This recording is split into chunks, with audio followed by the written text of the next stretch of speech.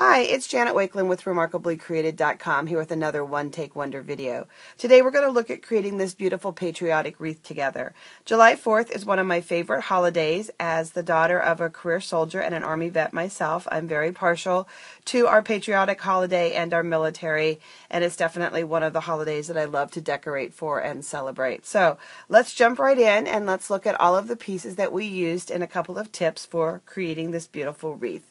First, the base that I started with is a 3/4 by 8 7/8 wreath, and this one happens to be a flat wreath. It's not round. I find that the flat ones are great for when you're wanting to do kind of a flat looking wreath like the one with the stars, and when you're not wanting to wrap things around it. So again, this is 3/4 by 8 7/8, and I just found it at my local craft store. So that's one of the things that I used. Next, one of the things that I used is our beautiful Christmas star. This Christmas star is only available until January 31st, 2014. It is sold as a single stamp. It comes packaged just like this. This is a sales award that I recently did for our quarterly top sellers. But it does come like this, and again, it's available only until January 31st.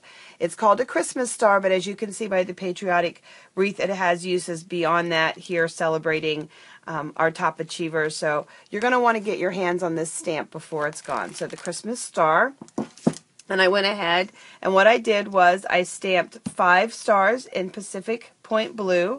I embossed 5 stars on our silver foil paper with silver embossing powder.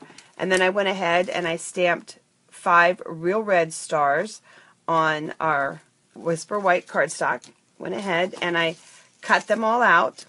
The stars have these little rays on them, and that is just an easy place to take a ruler, and you're just going to want to kind of add a little bit of a crease across all of those lines, and that's just going to allow you to add a little pop or a little dimension.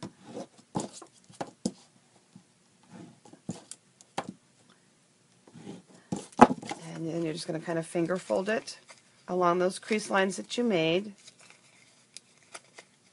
And you'll see that you'll have some dimension. And let me grab our wreath back here for just a second. One of the most important tools in any crafter's... Ooh, I broke that. Pretend like you didn't see that. We'll put it... There we go. I've got the hot glue gun out. I was getting ready to talk about that. One of the most important tools in a crafter's tool chest is their hot glue gun. And for this project, I didn't do a whole lot of thinking. Being original, I simply just altered red, white, blue. And I took my hot glue gun and I just put a dollop of glue down. Laid the first one down, just make sure that this is creased up a little bit, and then I just took the next one and I just kind of altered points under or on top, and again with a little bit. Because I'm working with a red, white, and blue theme and the styrofoam is white, I did not color the styrofoam, but of course you could always paint your styrofoam with spray paint or regular paint, or wrap it with ribbon. So that's all I did. I just kind of altered the whole way around, red, white, blue, red, white, blue. Actually, it's red, silver, blue, and that's how I got the stars on there. For the letters USA, I used a retired Stampin' Up! Big Shot die, but you can always just use any stencil that's out there. You can actually create USA on your computer and then cut it out as a template, but I did die cut our red glimmer paper. For the banner piece, what I did was I used the stencil from our Build-A-Banner stencil kit, our silver Encore, and I just, a couple of glue dots if you're worried that it's going to slide around to hold it in place, and then I just simply added silver Encore over the stencil.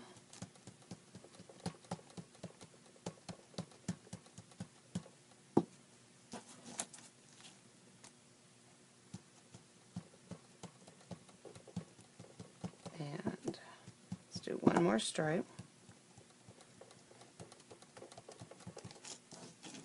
I wanted the banner to have a little bit of texture as well too. And I'll just dip it in the silver powder. Take the excess off. We'll dip it. And we can set that aside. We'll grab our heat tool. I'm not going to emboss the whole thing, but I'll give you an idea. If you have never done embossing before, an embossing tool will be a great investment for you. The one from Stampin' Up! Has this nice acrylic protector on it so that there are no hot spots and you can't burn your hand. You can't lay a hot tip against paper or something like that, so it's a great safety feature.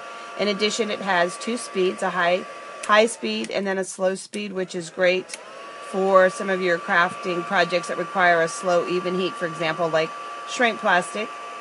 And so you'll see just like that. So a heat tool will be another great tool. And you're just going to heat your stripes. And then you'll have your stripes. And let me come back to our finished project for just a second.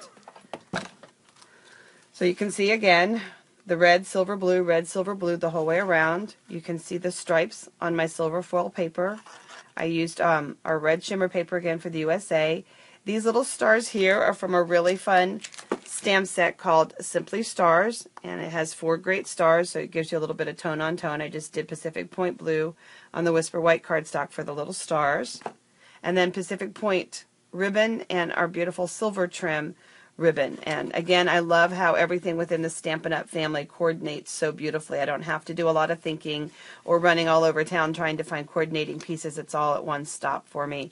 So I hope you have fun creating other ideas and using our Christmas star for everything else besides Christmas. And don't forget, it's only available until January 31st. So happy holidays, take care, and God bless.